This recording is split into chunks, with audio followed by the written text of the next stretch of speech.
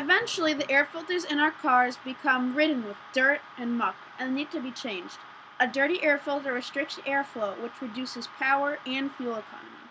In this video, I will walk you through the simple steps of changing an air filter without having to go to a repair shop.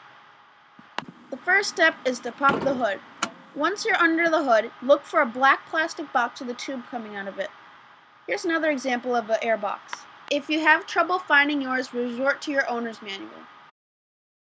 Once you've located the air box, look for small, shiny clips like these at the right of the picture. Some manufacturers also use screws instead of clips. If your car has clips, then pry them right off. If you're having a little bit of trouble, you can always use a flathead screwdriver to help give you leverage. If your vehicle has a pipe clamp like this flex, unscrew it. It'll make life easier when you're removing the filter. Once you do that, you're going to want to pry off the tube that feeds the air into the air box. Now that everything's disconnected, it just takes a little bit of pulling and the top comes right off. Once you remove the cover, you will see a paper filter like this. Pull it out. Most of these are disposable, but there are washable ones. As you can see, the brownness of this one indicates that it's ready to be changed. While removing the filter, you may have noticed some leaves in the bottom of your air box. No worries, you can just vacuum them on out.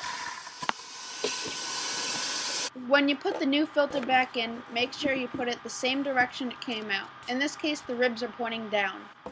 Close the top of the box, and then try to line up the tabs with the holes that are on the side of the box. You might need to push them in a little bit to get it set properly. If you detach the intake pipe, finesse it back onto the air box, and then tighten up the pipe clamp.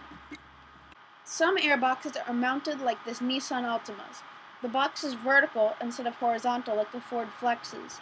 This makes it easier to remove the clips, but taking out the filter can be a little bit tougher. Vertical boxes tend to be harder to pry apart, and the filters like to stick on the inside. But once you pull up on the air box, it's pretty much easy from there on out.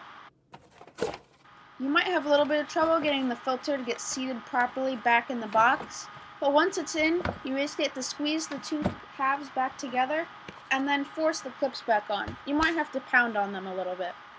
Close the hood, and you're all done. Well, thanks guys for watching my video. I hope it was really helpful. And I want you guys to let me know what video I should do next. I can do a review, I can do another tip video, anything. And be sure to check out the Ospity Blossom channel for more videos like this. Thank you and have fun!